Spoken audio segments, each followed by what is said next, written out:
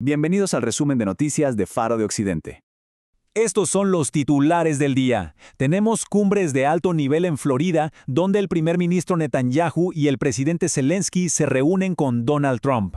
Mientras tanto, en Europa, el continente se blinda. Polonia realiza una inversión masiva de 2.000 millones de euros contra la amenaza de drones rusos. La tensión crece en Siria, con Turquía desafiando a Israel al instalar nuevos radares.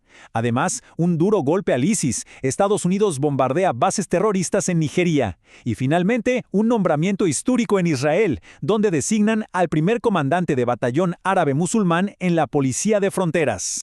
Si el video te está gustando, deja un like, suscríbete y activa la campanita. Bien, en nuestro análisis de hoy vamos a explorar cómo estos eventos, que a primera vista parecen no tener conexión, en realidad se entrelazan. Empezaremos con las cruciales reuniones diplomáticas en Estados Unidos. Luego nos moveremos a las crecientes tensiones en Europa y Medio Oriente para ver cómo todo esto se conecta en la lucha global contra el terrorismo.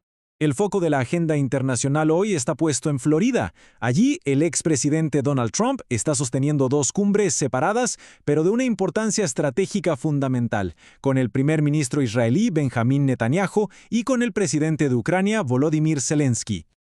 Estas dos reuniones, si bien abordan conflictos en frentes muy distintos, representan movimientos clave en el tablero geopolítico global. Por un lado, tenemos a Israel, que busca consolidar la paz en la Franja de Gaza y al mismo tiempo contener la amenaza iraní. Por el otro, está Ucrania, que busca respaldo para una nueva propuesta de paz que ponga fin a la guerra con Rusia. El primer ministro Netanyahu está muy enfocado en avanzar hacia la segunda fase del acuerdo para Gaza. Los puntos claves son muy claros. Primero, la formación de un gobierno tecnocrático que reemplace al grupo terrorista Hamás. Segundo, el desarme completo de esa organización. Y tercero, el despliegue de una fuerza internacional que garantice la estabilidad antes de que las fuerzas israelíes se retiren. Todo esto, por supuesto, sin perder de vista la principal amenaza que se cierne sobre toda la región. Netanyahu ha sido muy enfático en esto. Cualquier paz duradera en la región está directamente atada a neutralizar la amenaza existencial que representa el régimen iraní. Y esto cobra una relevancia especial después de que Teherán declarara una guerra total contra Israel y Occidente. El objetivo de Israel, como lo reitera su primer ministro, no es la confrontación, sino asegurar la estabilidad para todos. Muy bien, pasemos ahora al continente europeo. Allí estamos viendo cómo se refuerza el flanco oriental en respuesta directa a la continua agresión rusa y a su rol como un claro promotor de inestabilidad global. En este contexto, Polonia ha anunciado una inversión masiva. Hablamos de 2.000 millones de euros. El objetivo, crear una infraestructura de defensa antidrones completísima en su frontera oriental, buscando proteger su espacio aéreo de las constantes incursiones y provocaciones de Rusia. Este no es un sistema simple, es una defensa de múltiples capas, diseñada para detectar, interferir y neutralizar cualquier tipo de amenaza, desde drones de vigilancia hasta posibles actos de sabotaje. Y lo más notable es que se espera que las primeras instalaciones ya estén operativas en apenas 6 meses, lo que nos habla de la urgencia de la situación. Justo en la antesala de la cumbre entre Zelensky y Trump, los líderes europeos y canadienses han enviado un mensaje contundente y unánime de apoyo a Ucrania. Desde la Unión Europea hasta Canadá, que acaba de anunciar una nueva ayuda económica de más de 1.800 millones de dólares, la señal es muy clara. Occidente se mantiene firme y la presión sobre el Kremlin no va a disminuir. Como era de esperarse, la respuesta de Moscú no tardó en llegar. El ministro de Exteriores ruso, Sergei Lavrov, emitió una amenaza directa. Declaró que cualquier contingente militar europeo en suelo ucraniano será considerado un objetivo legítimo. Sin duda, una declaración que eleva aún más la tensión mientras continúan los esfuerzos diplomáticos. Ahora nos adentramos en una situación estratégica sumamente compleja, la que se está desarrollando en torno a Turquía. Ankara está realizando un movimiento de muy alto riesgo en Siria, y hay que analizarlo con detenimiento. Para entender la gravedad de esto, tenemos que ver qué significa el plan de Turquía de instalar sistemas de radar avanzados. Esto es, en esencia, un desafío directo a la ventaja estratégica que Israel había asegurado en 2024, cuando logró neutralizar los sistemas de vigilancia sirios después del colapso del régimen de al-Assad.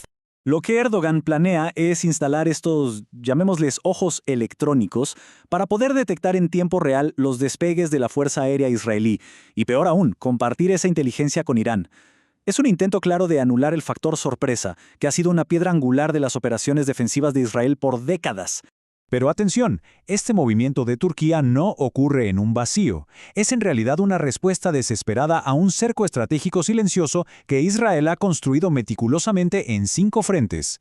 Estamos hablando desde acuerdos energéticos masivos con Egipto, que aíslan por completo a Ankara, hasta alianzas militares en el Mediterráneo con Grecia y Chipre. Israel ha ido tejiendo una red que ha dejado a Turquía en una posición de extrema debilidad regional.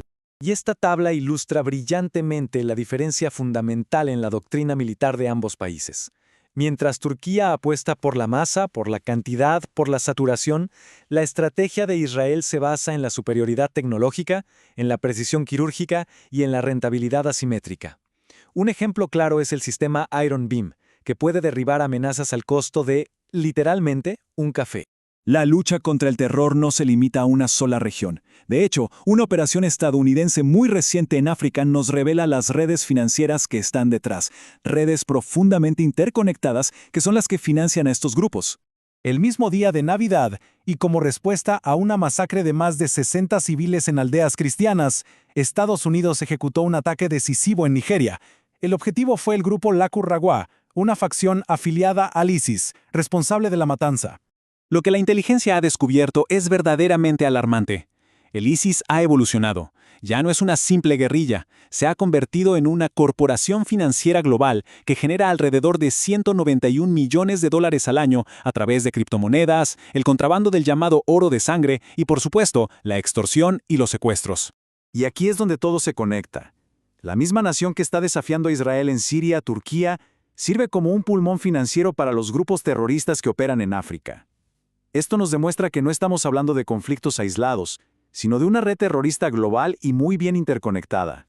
Para terminar, queremos mostrar un contraste muy poderoso. Por un lado, el progreso de la integración dentro de la sociedad israelí y por el otro, la hostilidad persistente que enfrenta desde el extranjero.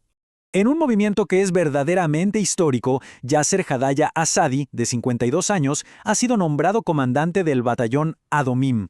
Esto lo convierte en el primer árabe musulmán en ocupar un cargo de esa jerarquía en la historia de la Policía de Fronteras de Israel. Sin duda, un símbolo del camino hacia la integración dentro de las instituciones del país. Sin embargo, mientras Israel da pasos hacia la unidad, la guerra de propaganda en su contra no se detiene. En Nueva York, un miembro del equipo de un político local elogió a personas que estaban arrancando carteles de rehenes israelíes, llegando a calificarlos de héroes. Esto evidencia la profunda animosidad que Israel sigue enfrentando a nivel global.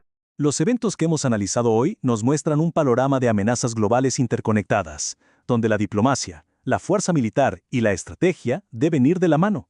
Y esto nos deja con una pregunta para la reflexión. En este escenario tan complejo, ¿son la superioridad tecnológica y la cohesión interna las claves definitivas para la supervivencia y defensa de las democracias? Gracias por acompañarnos.